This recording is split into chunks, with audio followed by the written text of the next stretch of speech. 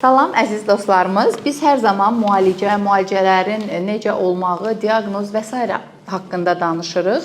Bir də bizim bu müalicələri icra etmək üçün bəzən texniki problemlərimiz olur. Məsələn, 73 yaşlı xanım xəstə məədaltı vəz patologiyası ilə müraciət edib və bu müalicədə istifadə olunan dərmanlar 48 saatlıq infuziya şəklində idarə olunması tələb olunan bir müalicə protokoludur. Bu halda biz nə edirik? Təbii ki, periferik venaları istifadə etmək çox arzu olunan deyil və o venaların zədələnməsinə, flebitlərə, dəri altı sızmalar nəticəsində ciddi bir fəsadlara yol aça bilir.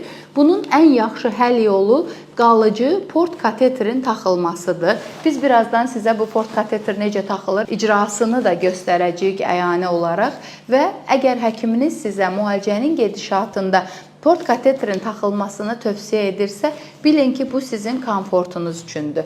Bu sizin müalicəni daha rahat keçirə bilməyiniz üçündür. Qollarınızı zədədən qorumaq üçündür. Ona görə də çalışın, sağlamlığınızı qoruyun. Xəstələndiyiniz halda isə həkiminizin tövsiyəsinə güvənin.